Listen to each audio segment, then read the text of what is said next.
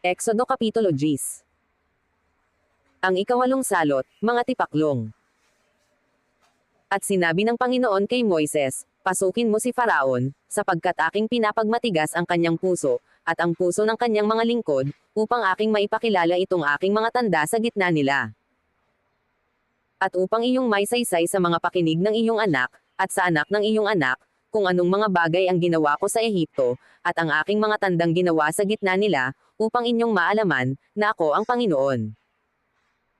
At pinasok ni Moises at ni Aaron si Faraon at sinabi sa kanya, ganito ang sabi ng Panginoon, ng Diyos ng mga Hebreo, hanggang kailan tatanggi kang mga yupa pa sa harap ko? Payaunan mo ang aking bayan, upang ako'y mapaglangkuran nila.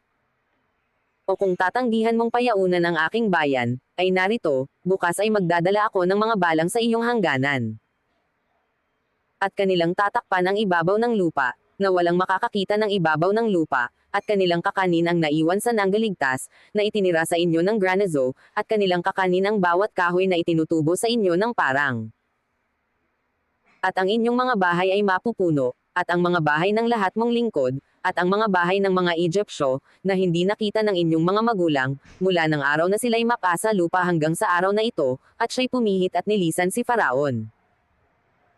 At sinabi sa kanya ng mga lingkod ni Faraon, hanggang kailan magiging isang silo sa atin ang taong ito? Payaunan mo ang mga taong iyan upang sila'y makapaglingkod sa Panginoon nilang Diyos, hindi mo pa ba natatalastas, na ang Ehipto ay gibana? At si Moises at si Aaron ay pinapagbalik kay Faraon, at kanyang sinabi sa kanila, kayo'y yumaon, maglingkod kayo sa Panginoon ninyong Diyos, datapwat sino-sino yaong magsisiyaon. At sinabi ni Moises, kami ay yayaon 10 ng aming mga bata at 10 ng mga matanda, 10 ng aming mga anak na lalaki at babae, 10 ng aming mga kawan at 10 ng aming mga bakahan, kami ay yayaon, sapagkat kami ay nararapat magdiwang ng isang pista sa Panginoon. At kanyang sinabi sa kanila, sumainyo nawa ang Panginoon, na gaya ng aking pagpapayaon sa inyo, at sa inyong mga bata, mag-ingat kayo, sapagkat ang kasamaan ay nasa harap ninyo. Huwag ganyan, yumaon kayong mga lalaki, at maglingkod sa Panginoon, sapagkat iyan ang inyong ninanasa, at sila'y pinaalis sa harap ni Faraon. At sinabi ng Panginoon kay Moises, iunat mo ang iyong kamay sa lupain ng Ehipto, upang magdala ng mga balang, at bumaba sa lupain ng Ehipto, at kumain ng lahat na halaman sa lupain, yaong lahat na iniwan ng granizo. At iniunat ni Moises ang kanyang tungkod sa lupain ng Ehipto, at ang Panginooy nagpahihip ng hanging silanganan sa lupain ng buong araw na yaon, at ng buong gabi, at ng maumaga, ang hanging silanganan ay nagdala ng mga balang.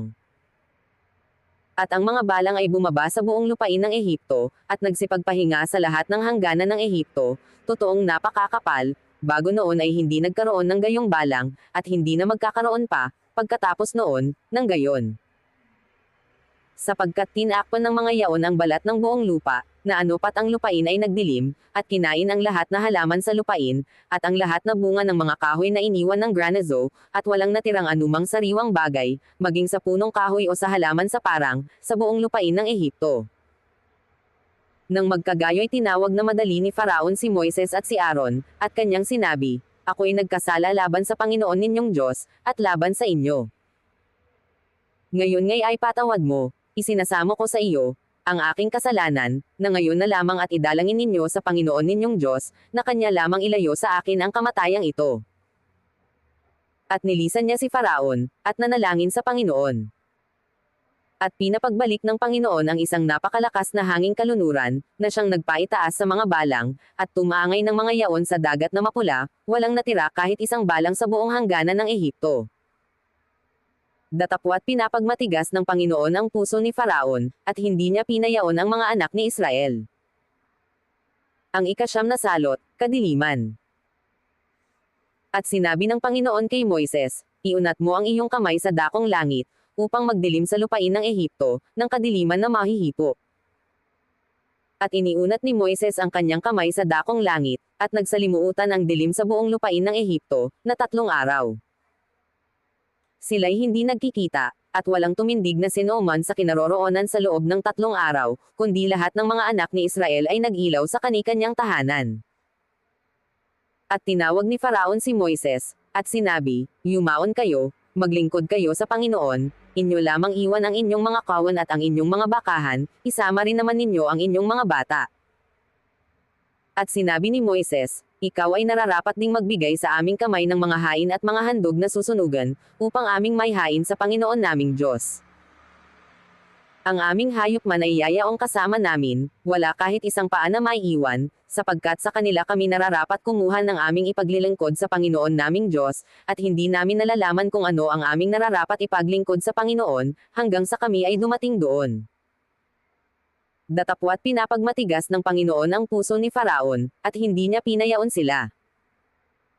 At sinabi ni Faraon sa kanya, umalis ka sa harap ko, iyong pag-ingatang huwag mo nang makitang muli ang aking mukha, sapagkat sa araw na iyong makita ang aking mukha ay mamamatay ka.